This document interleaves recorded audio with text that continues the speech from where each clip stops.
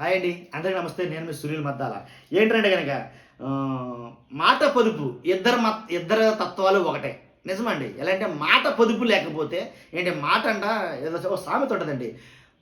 నాలికి నాట్యం చేస్తే ఈపు దెబ్బలు గెలిచిందంట. విన్నారా? ఇంకా ఇంకా వేరే రకంగా చెప్తారనుకోండి. కాకపోతే మాట పొదుపు లేకపోతే కనుక చాలా ఇబ్బందులు ఎదుర్కోవాల్సి వస్తుంది. ఎందుకు చెప్తున్నారంటే కనుక మహాసేన రాజేష్ ఒకటి, తర్వాత ట్రిపుల్ ఆర్ రఘురామరాజు ఒకటి. కాబట్టి మాటలు అనేవి కంట్రోల్ లేకపోతే చాలా ఇబ్బందులు పడాల్సి వస్తుందేమో. కోటీశ్వరుడైనా కూటుకు లేనోడైనా, లేకపోతే రాజకీయ నాయకుడైనా రాజీ లేకుండా పడేసి పక్కన ఉండేవాడైనా సరే, ఎవరైనా మాట పొదుపు లేకపోతే కనుక 100% ఆ ఇబ్బందులు ఎదుర్కోవాల్సి వస్తుంది అనేది ఇంకా బెస్ట్ ఎగ్జాంపుల్కి వీళ్ళిద్దరం చూడవచ్చు. మహాసేన రాజేష్ అప్రాతిహతంగా 1 by 1 ఒక్కో పార్టీ స్టెప్ బై స్టెప్ ఎదుగుతూ వెళ్ళాడు. కానీ అతని మాటే అతన్ని అలా పెంచింది, కానీ అతని మాటే అతన్ని దించింది. వాస్తవం అండి. ఎందుకంటే పెంచిన మాట దించదా అండి? ఎంత ఎత్తుకు తీసుకెళ్ళిన అదే మాట అంత ఎత్తు నుంచి కిందకు దోసేదండి, అలాగే తోసేసింది. ఎవరిని? మహాసేన రాజేష్ని. రఘురామరాజుని చూసుకున్నా సరే అంతే. ఏంటంటే ఆయన మాట్లాడుతూనే ఉన్నాడండి 4.5 years నుంచి కన్నా 5 years నుంచి కూడా. ఏం మాట్లాడుతున్నాడు అంటే కనుక వైసీపీ గురించి మాట్లాడుతున్నాడు, దాని గురించి దీని మాట్లాడుతున్నాడు. ఒకరోజైనా సరే తమ నియోజకవర్గాల సమస్యల గురించి మాట్లాడాల. వైసీపీ గవర్నమెంట్ తమ నియోజకవర్గాన్ని పట్టించుకోవడం లేదని ఒకసారి కూడా ఎద్దేవా చేసింది లేదు. లేదా వైసీపీ గవర్నమెంట్ తమ నియోజకవర్గంలో ఈ సమస్యల్ని గాలి కుదిలేసిందని కానీ ఎప్పుడు మాట్లాడాలి. ఎంతసేపు మాట్లాడినా వైసీపీని తిట్టడానికి, వైసీపీని బద్నాం చేసే మాట్లాడాడే తప్ప కొన్నైనా సరే తమ నియోజకవర్గం ఏదైతే తన ఎంపీని చేశాయో ఆ నియోజకవర్గం సమస్యల గురించి కానీ, ఆ నియోజకవర్గం బాగోగుల గురించి కానీ, ఆ నియోజకవర్గం గురించి పట్టించుకున్న దాఖలాలు అసలు లేవు 5 సంవత్సరాలు. కాబట్టి అలాంటప్పుడు తన మాటలు, అందుకే అన్నాను నేను, మనం మాట్లాడే మాట మన చేతి తెచ్చిపెట్టచ్చు. కాబట్టి అలాగే జరిగిందేమో వీళ్ళిద్దరి జీవితాల్లో. కాబట్టి రఘురామరాజు గారిని చూస్తే మరీ ఘోరం. ఎందుకంటే కనుక పొద్దుట లేచిన కానీ సాయంకాలం వరకు మీడియాలో ఉంటాడు.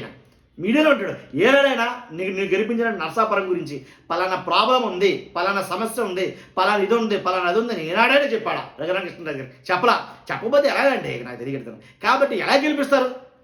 కాబట్టి ఏ రాజకీయ పార్టీలైనా సీట్ ఎలా ఇస్తాయంటే కనుక నీకు ఎదురు డబ్బు ఉంది కాబట్టి, కోట్ల రూపాయలు ఉన్నాయి కాబట్టి సీట్ ఇస్తే ఇవ్వచ్చు. కానీ ప్రజలు మళ్ళీ ఓట్లేస్తారంటే నన్ను అడిగితే కనుక వాళ్ళు గొర్రెలే. అసలు నీలంటే మళ్ళీ గెలిపిస్తే 100% వాళ్ళు గొర్రెలే నన్ను అడిగితే కనుక. పార్టీల గురించి మాట్లాడలేదండి నేను. పార్టీల ప్రకారంగా మాట్లాడతా. పార్టీలు పక్కన పెట్టి, సిద్ధాంతాలను పక్కన పెట్టి జెన్యూన్గా మాట్లాడతాను. కొన్ని మాటలు రిసీవ్ చేసుకోండి. ఒకవేళ మీకు నచ్చొచ్చో నచ్చకపోవచ్చు.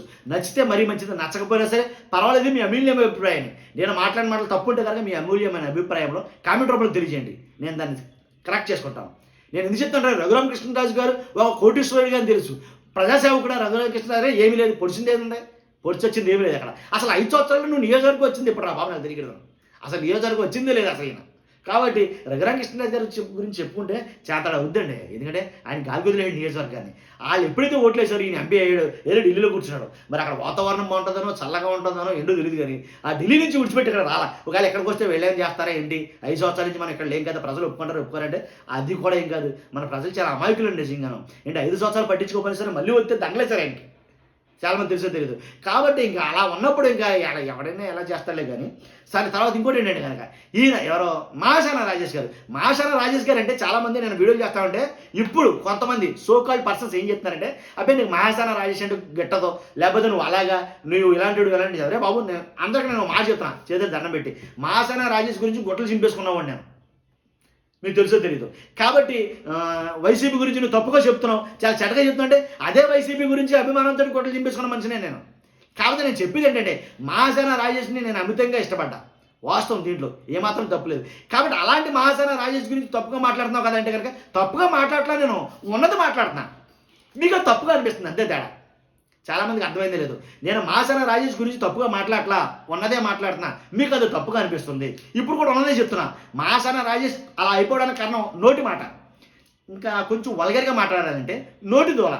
చాలా సింపుల్ అండి. రఘురామకృష్ణరాజు గారు నోటి దోల వల్లే టికెట్ ఇవ్వడానికి ఏ పార్టీ సాహసించట్లా. కొన్ని వేల కోట్ల రూపాయల ఆస్తులు ఉన్నాయి. ఆస్తులు ఎవరికి కావాలంటే ప్రజల్లో అభిమానం ఉండాలి, ప్రజల్లో ఎలా నమ్మకం ఉండాలి, ప్రజల్లో మనిషి అయ్యి ఉండాలి. అప్పుడు ఆటోమేటిక్గా సీట్లు ఎదుక్కుంటూ ఇంటికి వస్తాయి. కోట్లు అవసరంలా. ఏమీ లేనటువంటి వాడికి వైసీపీలో టికెట్ ఇవ్వలేదా, అలాగే టీడీపీలో టికెట్ ఇవ్వలేదా? కోట్ల రూపాయలు లేకపోయినా సరే. అలాగే పార్టీలన్నీ కూడా కోట్లు ఉంటేనే సీట్లు ఇస్తాయనుకోవడం పొరపాటు అండి. కాకపోతే రాజేష్ మహాసేనకి ఏమీ లేదు. కానీ ఎలా ఎదిగాడు అంటే కనుక నోటి మాట వల్ల ఎదిగాడు. మళ్ళీ ఎలా డౌన్ఫాల్ అయ్యాడు అంటే కనుక నోటు ద్వారా సేమ్ యాజ్ ఎందుకంటే కనుక అసలు ఏంటంటే ఆ కలెక్షన్ ఏంటంటే కనుక ఎప్పుడైతే ఎమ్మెల్యే టికెట్ ఇచ్చారో ఆ ఎమ్మెల్యే టికెట్ కోసం పాకులాడకుండా ఆ ఎమ్మెల్యే టికెట్ కోసం నియోజకవర్గం వెళ్ళకుండా ఏసీ తీసేశారు అంటారు. ఏసీ తీసేయకపోతే నేను ఆగిపోతున్నా, నేను తొలగపోతున్నా అంటే తీసేపోతే ఏం చేస్తారు? వీటి మీద ఆల్రెడీ అక్కడ ఏదైతే ఉందో అది మొత్తం వెనక్కిపోయింది అక్కడ నియోజకవర్గంలో. బ్రాహ్మణ సంఘాలు, హిందూ సంఘాలు నువ్వంటే నచ్చడంలా. ఎందుకంటే గతంలో మనం చేసినటువంటి పోరాటాలు, ఆ పోరాటాలు తప్పని నేను అంట్లా. మళ్ళీ కామెంట్ పెట్టి వాళ్ళు వినండిరా బాబు, ఆ పోరాటాలు తప్పని అంట్లా. ఆ పోరాటాలు అవి చేశాడు కాబట్టి మనకి ఇక్కడ ఉన్నాడు ఆయన, కాబట్టి మనం ఇష్టపడతాం. కాబట్టి ఆ పోరాటాలతో పాటు ఏంటి అవి చేసినప్పుడు దాని తాలూకా ఎఫెక్ట్ ఏదైతే ఉందో ఇప్పుడు బయటపడింది, అంతే తేడా. కాబట్టి దాని గురించి అయినా సీట్ తీయవసరలా, ఉంచొచ్చు. ఎందుకంటే కనుక 100% నెగ్గే అవకాశాలు ఉన్నాయి పిఠాపురం నుంచి, గన్నవరం నుంచి మహాశాన్ రాజేష్ గారికి. కానీ ఏదైతే ఐబీఐఆర్ఎస్ సర్వేలు అవి చేయించారో వాటిలో కొంచెం తక్కువగా వచ్చిందని చెప్పేసి వాళ్ళు సీట్ వెనక్కి తీసుకోవడం జరిగింది. వెనక్కి తీసుకోవడం తప్పే, మమ్మల్ని దాన్ని సమర్థించడం ఎవడైనా కానీ వెనక్కి తీసుకోవడం తప్పే. మళ్ళీ మీకు చెప్తున్నాను కామెంట్లు పెట్టేవాళ్ళకి, వెనక్కి తీసుకోవడం తప్పే నేను ఫస్ట్ నుంచి చెప్తున్నా. నేను దాని మీద వీడియో కూడా చేశాను. కాకపోతే జరిగింది ఏంటంటే కనుక వెనక్కి తీసేసుకోవడం గల కొన్ని కారణాలు ఏవైతే ఉన్నాయో ఆ కారణాలు 2-3 మనోడు చేసిన తప్పులు ఉన్నాయి. అది నేను అనేది. కాబట్టి మనం ఏదో ఒకటి మాట్లాడితే తెలదబ్బాయి. రాజకీయాల్లోకి వచ్చిన తర్వాత ఓర్పు ఏంటి, చాలా చాలా సహనం, అలాగే ఇంకా ఏంటి యుక్తి, కుయుక్తి, ఇలా మొత్తం అన్నీ ఉండాలండి రాజకీయం అంటే. ఒకటి కాదు, రాజకీయం అంటేనే అలా ఉంటుంది వ్యవహారం. కాబట్టి అలాంటి రాజకీయాలు నెగ్గుకు రావాలంటే కనుక తగినంత క్రమశిక్షణ కూడా చాలా ఇంపార్టెంట్. ఇవన్నీ కూడా బేస్ చేసుకునే రాజకీయ నాయకుడు ఎదుగుతాడు. అంటలేదంటే జగన్మోహన్ రెడ్డి గారిని 1,00,000 అంటున్నారు, చంద్రబాబు నాయుడు గారిని 1,00,000 అంటున్నారు. కాబట్టి మనం ఎంత అనుకోవాలి. కాకపోతే ఇలాగ ఎవడో ఏదో అన్నాడని మనం అలిగి, లేదంటే కనుక నేను ఆగిపోతాను, లేకపోతే నాకు సీట్ ఇవ్వకపోతే ఏంటి పార్టీకే రావాలన్న, పార్టీకి నష్టం, పార్టీ కూడా మీకెందుకు బాయ్, పార్టీ కూడా నీకెందుకు, నువ్వు వెళ్ళి నీ కార్యక్రమం నువ్వు చేయాలి కదా, ఎక్కడ చేయరా, నియోజకవర్గంకి వెళ్ళాలా ఏంటంటే వాళ్ళు నాకు ఇవ్వలేదు, ఇంకా వెళ్ళమని పర్మిషన్ వెళ్ళలేదు. అలాగే నియోజకవర్గం సభ్యులతో నువ్వు ఫోన్లో అట్లా మాట్లాడలేదు. ఇలా కొన్ని మాటలు నేను ఎందుకు చెప్పాల్సి వచ్చిందంటే వీళ్ళిద్దరు మాటలు చూసిన తర్వాత వీళ్ళిద్దరు ఎవరైతే రఘురామ కృష్ణరాజు గారిని వీడి చూసినప్పుడు ఒరే ఇద్దరు లక్షణాలు కూడా ఒకేలా ఉన్నాయి, కాబట్టి నేను కోటీశ్వరుడు నీకు లేవు, అంతే తేడా. ఇద్దరు కూడా సేమ్ మాట తీరు ఒకేలా ఉందరా, నోడుతోనే ఉన్నది ఇద్దరికైనా అయితే అని అనుకున్నాను నేను. కాబట్టి అందుకనే పక్కన పెట్టి చూశాను నేను ఫోటోలు చూస్తే నాకు ఒకేలా అనిపించింది. సో అందువల్ల నేను ఈ వీడియో చేయాలి. అంటే నోటి మాట పొదుపు లేకపోతే కనుక చాలామంది అదుపు తప్పుతారు. అదేవిధంగా నేను చెప్పాలి డెఫినెట్గా. ఇది నేను అనుభవం మీద చాలామంది చూస్తున్నారు. నిజంగానండి. ఎలా అంటే రాజకీయంలో ముందు కావాల్సింది నోటు మాట పొదుపే. ఎక్కువగా మాట్లాడితే చాలా తప్పులు దొరికే అవకాశాలు ఉన్నాయి. కాబట్టి తక్కువగా మాట్లాడటం చాలా ఇంపార్టెంట్. ఏంటి అవతల వాళ్ళు మాట్లాడింది ఏంటో వినాలి. అలా కాదు ఏం జరిగినా సరే నోరేసుకు పడిపోదామంటే కుదరదు ఇప్పుడు. అదే నేను చెప్పేది. చాలామంది అలా నోరేసి పడిపోతున్నారు. ఏంటంటే మహాశాన్ రాజేష్ గురించి ఏదో తప్పుగా మాట్లాడుతున్నట్టు. తప్పుగా కాదురా బాబు, ఉన్న మాట మాట్లాడుతున్నా మీకు అది తప్పుగా అనిపిస్తుంది అంతే. నేను మాట్లాడే మాట ఒక్కటి మాట తప్పని చెప్పండి, ఛానల్ మూసేసుకుంటాను, దాంట్లో డౌట్ లేదు.